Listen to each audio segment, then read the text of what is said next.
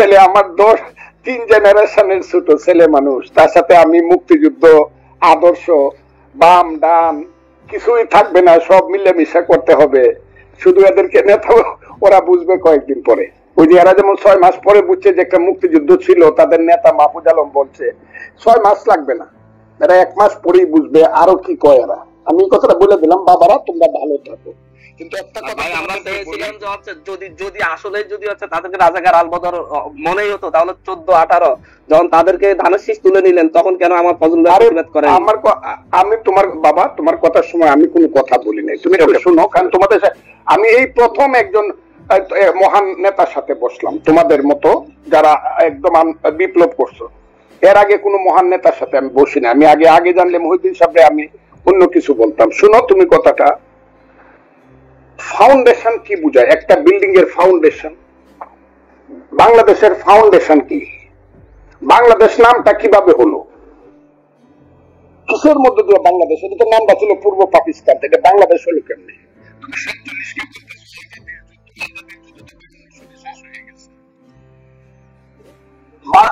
সনে সেই তো স্লোগান হয়ে গেল আমার মায়ের ভাষা কেড়ে নেওয়া যাবে না, যখন পাকিস্তানিরা পাঞ্জাবিরা আমাদের ভাষা কেড়ে নিতে চাইলো। মাত্র 5 বছরের মাথায় তো সব শেষ হয়ে গেল। এরপরে 52 থেকে যে তোমার সাথে কি বলবো, 69, 71, তোমার বাবার জন্ম কত সনে আমি জানি না, আরো পরে হবে, আমার চেয়ে ছোট হবে তোমার বাবা। তুমি একটা কথা মনে রাখবার চেষ্টা করো, ইতিহাস বাদ দিয়া বাংলাদেশের এই যে 62, 64, 66, 69, 71 বাদ দিয়া শুধু তোমরা এসে একটা আন্দোলনে জয় লাভ করে ফেলছো এবং আন্দোলনের মাথায় তোমরা দাঁড়াইছো। এই ফসলটা কিন্তু বপন করছে জমির মধ্যে বিএনপি সহ বিরোধী দল, বীজ ফালাইছে বিরোধী দল, চারা লাগাইছে বিরোধী দল, আলিবাজ দিছে বিরোধী দল, ধান হলুদ করছে পানি দিছে বিরোধী দল। তোমরা এসে 1 মাসে কাইটা দিছো, 1 মাসে কাইটা দিয়ে তোমরা মনে একটা ছোট প্রশ্ন করতে চাই, আপনি যাদেরকে বলতেছেন ওরা এসে কাইটা দিছে, ওরা না আসলে আপনারা কি কাটতে পারতেন?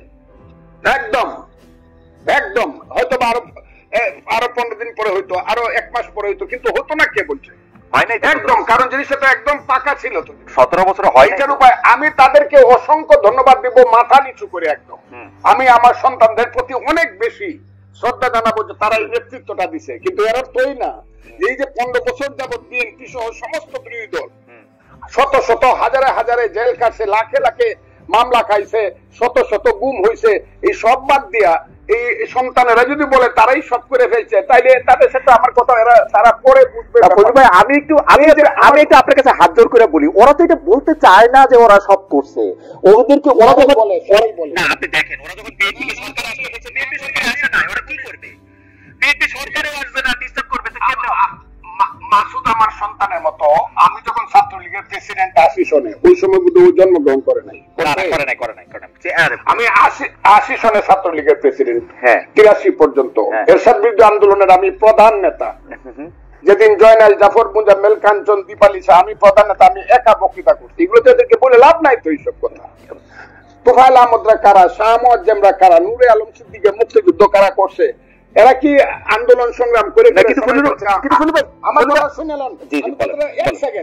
এরা কি আন্দোলন করেই কইছে আমাকে মন্ত্রিসভায় নেও আর আমার কথায় রাষ্ট্র চলবো? এরা তো কি এখন গ্রামে গ্রামে বৈশা থাকে ওই যে সমন্বয়কের নামে জেলায় জেলায় কি করতেছে তারা? এখন দল করবে, আমি তাদেরকে অভিনন্দন জানাই রাখলাম। বাবারা একটা দল করো, তোমাদের দল অনেক বড় হোক, সব মানুষ তোমাদেরকে ভোট দেখ, তোমরা মানুষের কাছে যাও গিয়া তোমরা দেশ চালাও। কিন্তু আমাদেরকে নিয়ে, আমাদের মুক্তিযুদ্ধ নিয়ে কটাক্ষ করিয়া যা ইচ্ছা তা বলবা যে আমরা মাপ চাইতে হবে। এখন মুসলমানরা আল্লাহর কাছে মাপ চাইতে হবে, মুক্তিযুদ্ধ এই কথাটাও আমাদেরকে সহ্য করতে হবে। এবং এই কথার পিছনে জামাত ইসলাম নাই, এটা আমাকে ধরতে হবে। কে বলছে? জামাত ইসলাম সবকিছুর পিছনে আছে। যেখানে তোমরা বলো শিবির আছে, সমস্ত কিছুর পিছনে। তবে একটা কথা তোমাদেরকে বলি, এই দিন কিন্তু দিন না, this is not the last. এই মুভমেন্টে লাস্ট মুভমেন্ট না, কিন্তু এই গেমটা কিন্তু ফাইনাল গেম। তোমরা যেটা বলতেছো man of the final game in the history, এটা সেমিফাইনাল ফার্স্ট রাউন্ডে হইতে পারে না। কিন্তু আপনি কি ওদেরকে বেনিফিট অফ ডাউট দিবেন? ওরা তো প্রত্যাহার করলো, এবং কেউ তো আজকেও হান্নান মাসুদ ওই লেখার কথা আপনি বলতেছে, আজকেও হান্নান মাসুদ বলতেছে যে ও শাস্তি দাবি করে, যে লেখক এই লেখা লিখছে ও দাবি করে যে এডিটর এটা দেখা দেখে নাই সেটা। এটা তো ওর অবস্থান, অনেকের অবস্থা। কার কাছে দাবি করে? জামাতের কাছে। শাস্তি কি জামাত এর মতো একটা মেথডিক্যাল দল, একটা ক্যাডার ভিত্তিক দল তো 1 সেকেন্ড লাগে শাস্তি নিতে। জামাতে নিছে কতদিন হয়েছে? আপনি তো নিছে না তো, বরং জামাত শিবিরের সেক্রেটারি যে, আমি আপনাকে কি বলবো, সভাপতি যে যেভাবে আমি হেলালের সাথে তর্ক করছে, আইজুল বাড়ি হেলালের সাথে মুক্তিযুদ্ধ যে সঠিক ছিলেন এটা কি ছিল, এইসব কুকথা আকথা বা ওই যে কুযুক্তি, আমি তো ছেলেদের সাথে আলাপ করতে না। আপনি ছেলেদের সাথে আলাপ করেন, আপনার কথা বাংলাদেশের সবাই শুনতেছে, এই মুহূর্তে 13,000 জনের বেশি এতে লাইভ দেখতেছে। আপনি আমাকে একটা কথা বলেন, আপনি বাংলাদেশের একজন, মানে আমি কি বলবো, সবচেয়ে সাহসী মুক্তিযোদ্ধার একজন কমান্ডার, আমাদের যে 54 বছর পরে আইসা মুক্তিযুদ্ধের গুরুত্ব ওদেরকে বুঝাইতে হইতেছে, আপনি যাদেরকে 2 প্রজন্মের পরে 3 বছর পর্যন্ত, আমারও 2 প্রজন্মের পরে যাদেরকে এটা বুঝাইতে হইতেছে, এর জন্য কি আমরা দায়ী না? আমরা মুক্তিযুদ্ধটাকে কোন জায়গায় নিয়ে গেছিলাম? আমরা সব জায়গায় দায়ী। 54 বছরের মুক্তিযুদ্ধকে সবাই বলে, আপনি আমার ওই বক্তব্য শুনবেন। আমি আমার সন্তানকে বলবো, ওই যে আমি বলছি যে প্রথম দিন থেকে মুক্তিযুদ্ধের ট্রেনটা ভুল লাইনে উঠছিল, শুনছেন আপনি আমার এই বক্তব্যটা? এটা আমি কারে বলছি, যাকে আমি পৃথিবীর মধ্যে এক সময়ে, আমি আর বললাম না, শেখ মুজিবুর রহমানকে বলছি যে উনি ট্রেনটা ভুল লাইনে তুলছে। আমি বলছি, এটা ওনারা বলছে, আমি বলছি মুক্তিযুদ্ধের লাইনটা প্রথম দিন থেকে ভুল লাইনে উঠছে।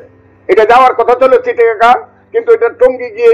কিন্তু আমার একটা আফসোস কি জানেন, যে এই কথা আপনি ধরেন 1972, 73, 74 সালে আপনি বলতেছেন, 30 বছর 35 বছরের একটা দুর্দান্ত প্রতাপশালী যুবক, সেই কথাই যখন আবার ওরা বলে, ওর কাছাকাছি কথা বললে আপনি এটা সহ্য করতে পারতেছেন না, এটার কারণটা কি? না, ওরা তো মুক্তিযুদ্ধটাকে মাকে অস্বীকার করে, মাকে যে অস্বীকার করে সে সন্তান না। আমি তো মাকে অস্বীকার করি না, আমি বলি আমার মাকে ভুল পথে নেওয়া হয়েছে, আমি বলি সেইটা। আমি তো মাকে অস্বীকার করি না, তো মা অস্বীকার করে। তাই নাকি? মুক্তিযুদ্ধ তো অস্বীকার করি না, আমি বলি মুক্তিযুদ্ধের ট্রেনটাকে ভুল পথে চালানো, আমি বলি তো সেটা। শুধু ট্রেন ভুল পথে চালানো নাম কইরা, মানে শোষণ, জনতোষণ, মুক্তিযুদ্ধের নাম করে লাভ হয়েছে। ওই যে ছেলে এখন কথা বলতেছে, ইউনিভার্সিটিতে পড়ে বা অনেক সুন্দর সুন্দর কথা বলে, এরা কথা বলে মুক্তিযুদ্ধ না হইলে ভুল ত্রুটি যত কিছু 54 বছর বলেন, বাঙালির সন্তান কিন্তু জেনারেল